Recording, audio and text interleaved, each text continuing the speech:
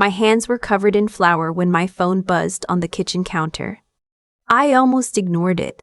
I was in the middle of rolling out pie crust, my mother-in-law's recipe, the one she'd given me when my husband and I got married 4 years ago, and I had exactly 40 minutes before I needed to shower and drive across town for Sunday dinner.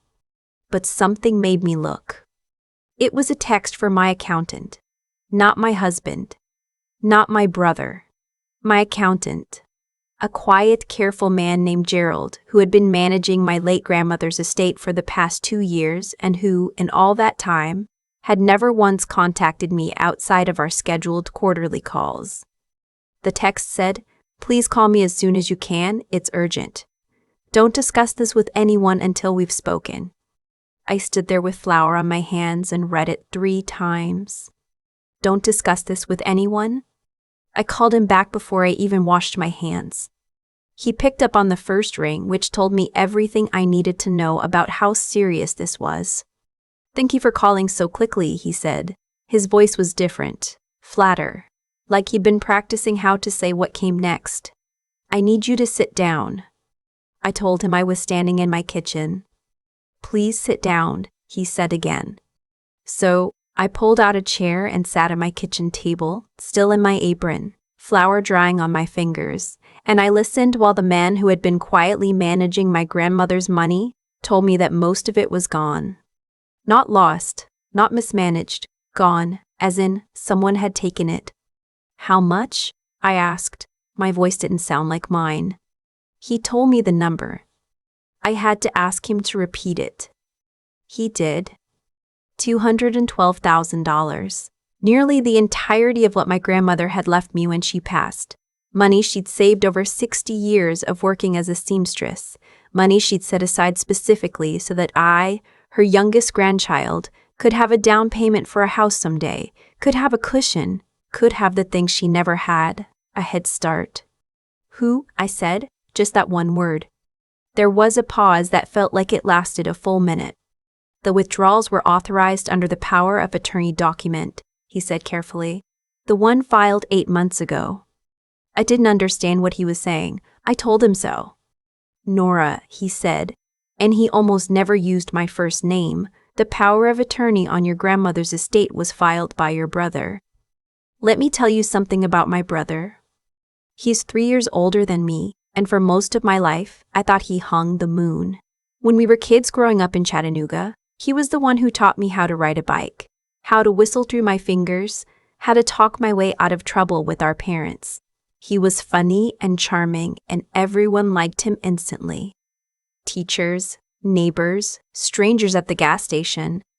He had that quality some people have where they make you feel like the most interesting person in the room just by giving you their full attention. When our grandmother passed 2 years ago, he was the one who held me while I cried at the funeral. He was the one who helped me sort through her apartment, who stayed up late with me drinking her chamomile tea and going through her photo albums. He was the one who said, "She'd be so proud of you, Nor. She really would." He knew she'd left money specifically for me. We talked about it openly. There was no secret, no resentment. He had his own savings, his own life. A decent job managing a logistics warehouse outside of Nashville. He didn't need my grandmother's money. Or so I thought. I sat at that kitchen table for a long time after I hung up with my accountant. My husband was in the garage, fixing a leak under his truck. I could hear the faint sound of the radio drifting into the back door. Some country station he always had on when he worked. Everything felt completely normal from the outside. Pie crust on the counter, dinner in 2 hours, Sunday afternoon in October, leaves just starting to turn in the backyard. And I had just learned that my brother had stolen over $200,000 from me. I kept trying to make it make sense. I kept turning it over in my head the way you do when something is so far outside what you believed was possible that your brain just refuses to process it. I thought about every interaction I'd had with him over the past 8 months. Every phone call, every family dinner, every text thread where he'd asked how things were going, how my husband was doing, whether we'd found a house we liked yet. We'd been looking for a house. He knew that. He'd asked about it every time we talked. The money was supposed to be for a house. My accountant had explained it carefully. 8 months ago, a power of attorney document had been filed with the estate bank, the account that held my grandmother's money, while the estate was still being settled. The document looked legitimate. It had been notarized, it bore what appeared to be my signature, and it granted my brother full authority to manage the account on my behalf. The problem, the thing that had finally triggered the alert, was that my accountant had received an automated quarterly statement that showed the account balance at just under $3,000. He'd done some digging before he called me, and what he found was a pattern of withdrawals made over 6 months. Never more than $40,000 at a time, spaced out enough to avoid triggering automatic fraud alerts. Methodical. Careful. This wasn't impulsive, my accountant said. Whoever did this planned it. I told him I hadn't signed any power of attorney document. I didn't think so, he said. He told me I needed to contact an attorney. He told me not to go to family dinner that night. He told me again not to discuss this with anyone until I'd spoken to a lawyer. I asked him if he thought my brother had forged my signature. There was another one of those pauses. I think that's a question for law enforcement, he said. I didn't go to family dinner. I told my husband everything instead. I sat across from him at that same kitchen table and I told him, and I watched his face go through every stage I'd already gone through: confusion, then disbelief, then something that looked almost like physical pain. We need to call someone, he said, tonight. I didn't want to. Not because I was protecting my brother. In that moment, I wasn't sure what I felt toward my brother. Only that it was something large and shapeless and very, very cold. But because once you make that call, everything changes. You can't uncall it. You can't go back to the before. My husband took my hand across the table. He didn't give you a choice, Nor, he said.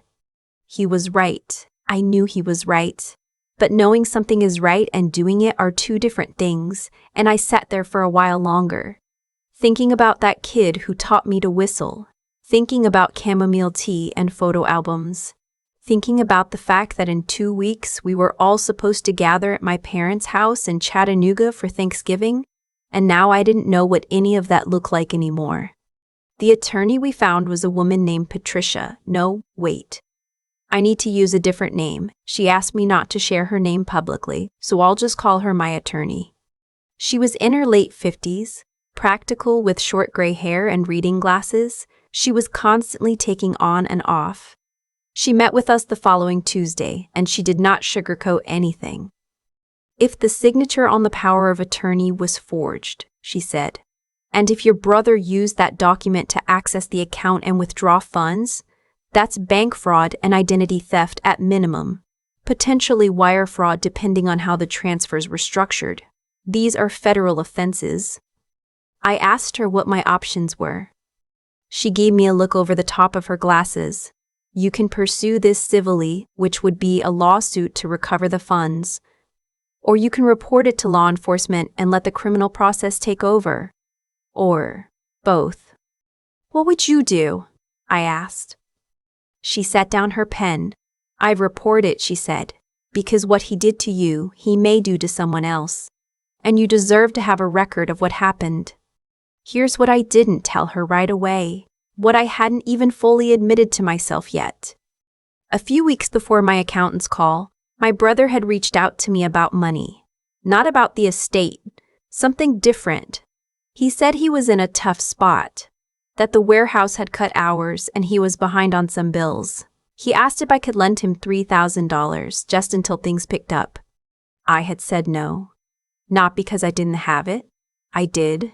But because it wasn't the first time he'd asked and the last time I'd lent him money. It had taken 18 months and an awkward Thanksgiving to get it back. I told him I loved him, but I wasn't in a position to lend money right now. He'd said he understood, he hadn't pushed. And a few weeks later, my accountant discovered that $212,000 had quietly vanished from the estate account. When I told my attorney that, she didn't say anything for a moment. Then she wrote something down on her notepad. Did he seem angry when you said no? She asked. I thought about it. He hadn't seemed angry, he'd seemed fine. Calm even. That's what bothers me, I said. The next part is the part I struggle to talk about. Not because of what happened legally. That process, while slow and painful, followed a kind of logic I could hold on to. The paperwork, the interviews with investigators, the forensic handwriting analysis that confirmed my signature had been forged, all of that was terrible, but it was concrete. It had steps. I could get through it by focusing on the next thing and then the next thing. What I couldn't get through as easily were the conversations with my parents. My mother called me 3 days after we'd filed the initial report.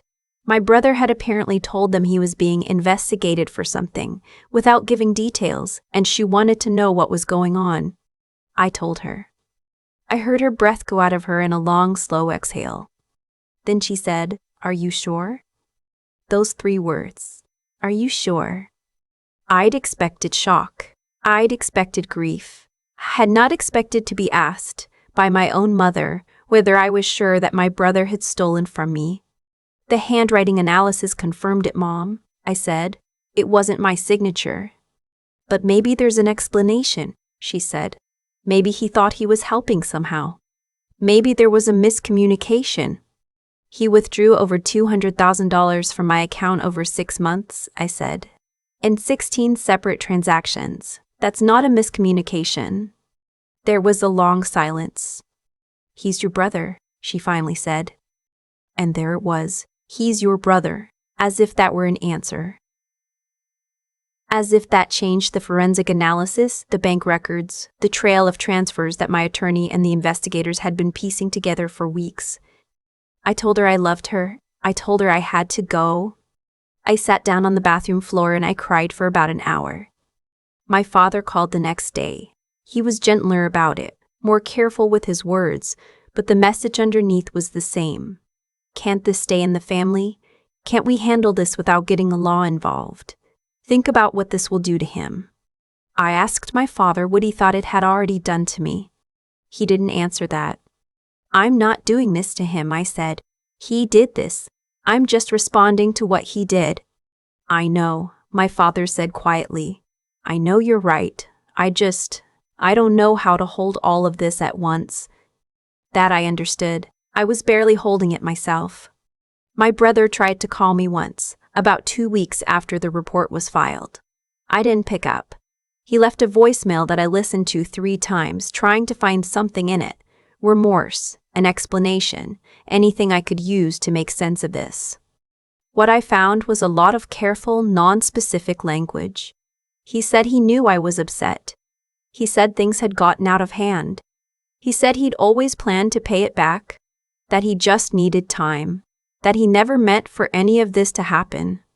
He never once said the word sorry, not once in 4 minutes of talking. I saved the voicemail and sent it to my attorney. The legal process took almost a year. I won't walk through every step of it because honestly, some of it blurs together. The meetings, the documents, the waiting. What I will tell you is that my brother ultimately pleaded guilty to bank fraud. He was sentenced to 18 months in federal prison plus restitution, which sounds like justice and in some ways is, except that restitution orders don't mean the money appears in your account. It means he owes it to me, legally, and will be paying it back in installments for the next decade or more. My grandmother's money, the money she saved for 60 years so I could have a head start, is mostly gone. Some of it came back through the bank's fraud recovery process. Most of it didn't. We didn't buy a house that year. What I think about a lot now, a year and a half out from that Sunday afternoon with flour on my hands and a buzzing phone, is the question of what I should have seen. People ask me that sometimes. Not unkindly. Usually. They're curious, the way you're curious when something bad happens to someone else, and you're trying to figure out what you would have done differently. Were there signs? Did you know something was off? And I have to be honest, yes. There were signs. Not signs that he was capable of this specifically, but signs that he had a complicated relationship with money, that he struggled with impulse control, that when things got tight he had a tendency to reach for solutions that other people would rule out immediately. I didn't see those signs as warnings. I saw them as quirks, as family stuff you work around. I think a lot of us do that. I think we give the people we love a kind of amnesty that we would never extend to a stranger. We explain things away. We choose the interpretation that keeps the relationship intact. And sometimes we're right to do that. Sometimes people deserve that grace. But sometimes they take it and they use it as a runway. My relationship with my parents is different now. Not broken. I don't think it's broken, but different. My mother came around, eventually. She sat across from me at a diner in November, about 6 months after everything had become public, and she said, "I should have believed you immediately. I'm sorry I didn't." She meant it. I could hear that she meant it. My father has never quite been able to say that outright, but he shows up in other ways. He calls more often. He asks how I'm doing with a specificity that tells me he's actually thinking about it. We don't talk about my brother when we talk. Not usually. There's a silence where that used to be, and we're both learning to exist around it. Thanksgiving is different now. Christmas is different. Family is different, in the way it's different when something cracks it open, and you have to figure out what you're actually dealing with underneath. Here's what I know now, that I didn't know before. I know that love is not the same as trust, and I spent a long time confusing the two. I loved my brother. I still do, in some complicated way I don't fully understand, but I trusted him with something he hadn't earned, not consciously, just by proximity, by history, by the fact that he was family, and family was supposed to be the safe category. I know that the legal system is slow and imperfect and does not make you whole. It can establish what happened and it can assign consequence, and sometimes it can recover a portion of what was taken. But it cannot give you back the version of your family you had before. That's just gone. I know that the hardest part of all of this was not the money. The money was devastating, but it was also, eventually, survivable. What was harder was the recalibration. Waking up every day and slowly, gradually, adjusting your understanding of a person you thought you knew completely, until you arrive at something true and livable instead of comfortable and false. And I know, because my husband reminds me of this when I need reminding, that choosing the truth is not the same as choosing against your family. That is what my mother said to me when I reported it.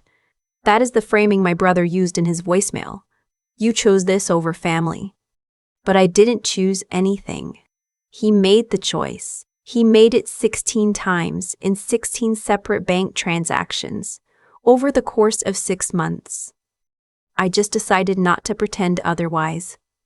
We bought a house last spring, smaller than we'd originally planned, in a neighborhood a little farther from the city than we wanted, with a kitchen that needs work and a backyard that's mostly mud right now, but that my husband has plans for involving raised garden beds and a flagstone path.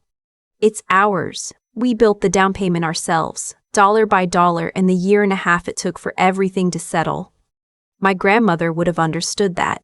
She was someone who knew, better than almost anyone I've ever met, that what you build yourself is different from what you're given. It means something different. It holds differently in your hands. I wish she were here. I wish I could tell her what happened and hear what she would say. But I think I know. I think she would say that she saved that money because she wanted me to be okay, and I am okay. Not in the way she imagined, not by the path she planned, but okay.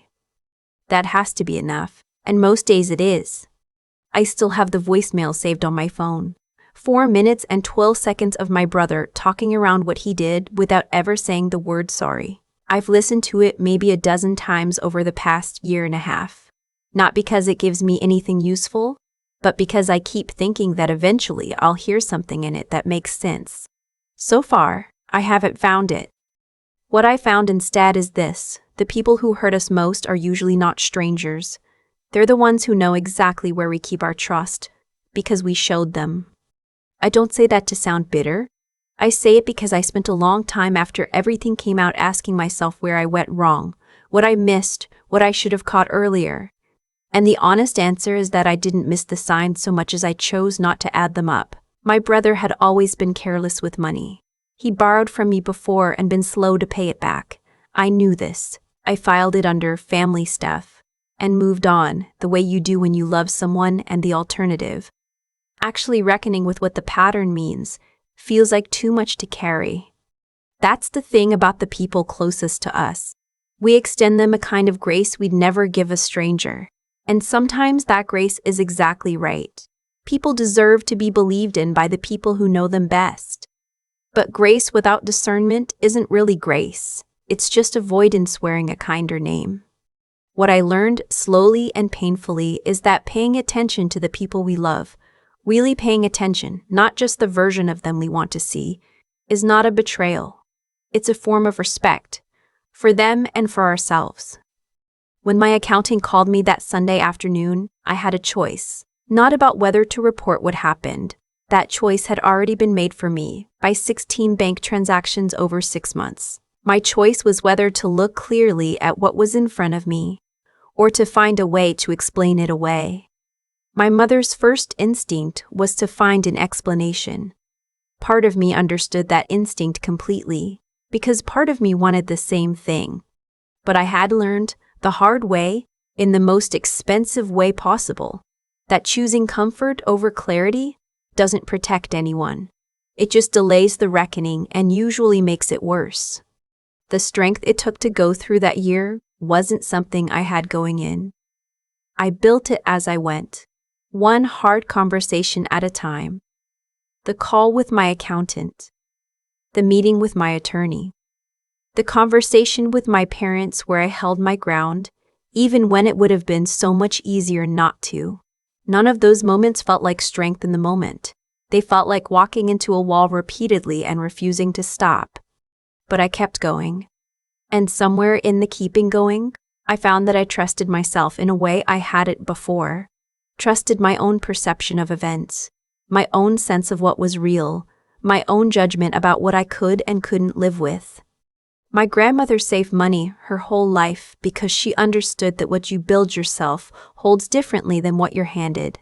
I think she was right about more than just money. The version of me that came out the other side of this, clearer-eyed, steadier, less willing to trade honesty for comfort.